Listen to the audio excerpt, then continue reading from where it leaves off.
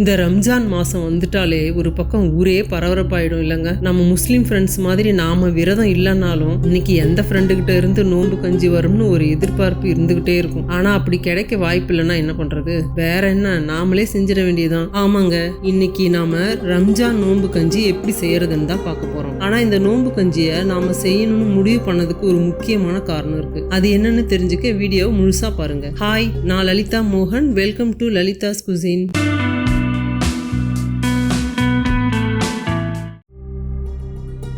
இஃப்தார் கஞ்சின்னு சொல்லப்படுற இந்த நோன்பு கஞ்சியை பொதுவாக தர்காவில் இல்லாட்டி சோஷியல் கிச்சனில் லார்ஜ் ஸ்கேலாக தான் பண்ணுவாங்கன்னு நம்ம எல்லாருக்கும் தெரியும். இதை வீட்டில் ஈஸியாக ஒரு 4 to 5 பேர் சாப்பிட்ற அளவுக்கு எப்படி சிம்பிளிஃபைடாக செய்கிறதுன்னு பார்க்கலாமா? ஃபஸ்ட்டு ஒரு 1/2 கப் பாஸ்மதி ரைஸ் எடுத்துக்கிட்டு அது கூட 1/4 கப் பாசிப்பருப்பு சேர்த்து நல்லா வாஷ் பண்ணிவிட்டு ஒரு 20 நிமிஷம் ஊற வச்சு எடுத்துக்கோங்க.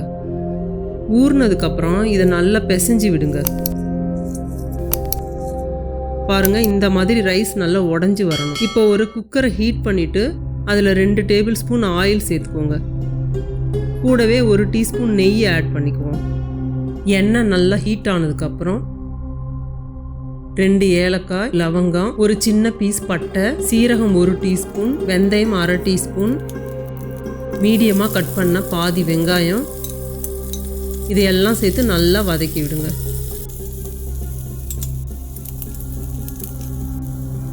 வெங்காயம் இந்த மாதிரி ஹாஃப் குக் ஆனதுக்கப்புறம் இஞ்சி பூண்டு பேஸ்ட்டு 1 டேபிள் ஸ்பூன் சேர்த்து வதக்கி விடுவோம். இது நல்லா வதங்கினதுக்கப்புறம்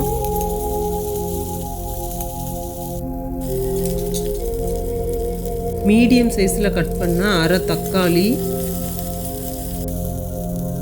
புதினா கொத்தமல்லி 1/2 கைப்பிடி, 1/2 பச்சை மிளகாய், இதெல்லாம் சேர்த்து நல்லா வதக்கி விட்டுருவோம். இப்போ நல்லா பொடியாக கட் பண்ண போன்லெஸ் மட்டன் ஒரு 1/2 கப் சேர்த்து பச்சை வாசனை போகிற வரைக்கும் நல்லா வதக்கி விடுவோம். மட்டன் நல்லா ஃப்ரை ஆயிடுச்சு. இப்போது இதில் ஊற வச்ச அரிசி பருப்பு சேர்த்து நல்லா மிக்ஸ் பண்ணி விட்டுட்டு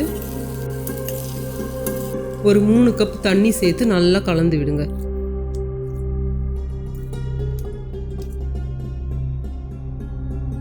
உப்பு தேவையான அளவு சேர்த்துக்குவோம். உப்பு நல்லா கரையிற வரைக்கும் மிக்ஸ் பண்ணி விட்டுட்டு குக்கரை மூடிடுவோம்.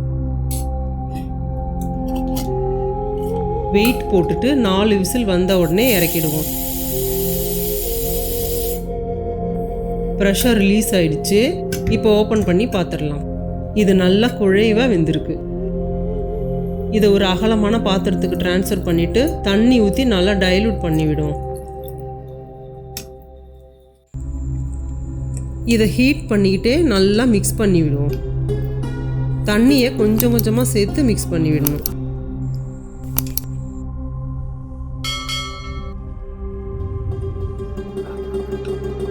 கஞ்சி எந்த பதத்துக்கு வேணுமோ அந்த அளவுக்கு தண்ணி சேர்த்துக்கலாம்.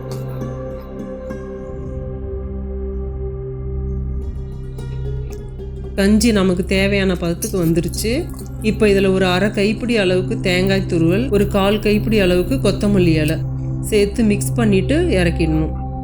அவ்வளோதாங்க, அருமையான நோன்பு கஞ்சி விருந்துக்கு தயாராகிடுச்சு. இந்த கலரையும் டெக்ஸ்டரையும் பாருங்களேன், எவ்வளோ அருமையாக வந்திருக்குல்ல. சீரகம், புதினா, தேங்காய் எல்லாம் எப்படி ஈவனாக டிஸ்ட்ரிபியூட் ஆகிருக்கு பாருங்கள். அரிசி பருப்பு மட்டன் எல்லாம் நல்லா பிளண்டாக இருக்குது.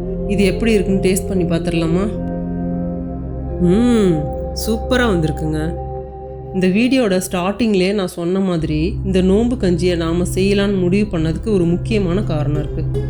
நம்ம தமிழ் கலாச்சாரத்தில் கம்பு கேழ்வரகு கூழ் சாப்பிட்ற பழக்கம் ஒரு பாரம்பரிய முறையாக இருந்து வந்திருக்கு. இடைக்காலம்னு கருதப்படுற 10ஆம் நூற்றாண்டு காலகட்டத்தில் நம்ம தென்னிந்தியாவுக்கு வந்த அரபு வணிகர்கள் ரம்ஜான் நோன்பை ஒரு விதமான குழம்பு சாப்பிட்டு முடிக்கிறத அறிமுகப்படுத்துகிறாங்க. காலப்போக்கில் நம் தமிழ் இஸ்லாம் சமூகம் நம்ம கூழையும் அந்த குழம்பையும் சேர்த்து ஒரு தனித்துவமான கஞ்சியை உருவாக்குறாங்க. அதுதான் இப்போ பழக்கத்தில் இருக்கிற இந்த இஃப்தார் நோன்பு கஞ்சி. ஆமாங்க, இந்த நோன்பு கஞ்சியை உருவாக்கியதே நம்ம மண்ணின் மைந்தர்கள் தாங்க. என்னங்க, இந்த நோன்பு கஞ்சி உருவான விதமும் அதை எப்படி சிம்பிளா வீட்டுல செய்யறதுன்னு பார்த்ததும் உங்களுக்கு ரொம்ப பிடிச்சிருக்குன்னு நம்புறேன். அப்படின்னா அந்த வீடியோக்கு ஒரு லைக்கை போடுங்க, எல்லாருக்கும் ஷேர் பண்ணுங்க.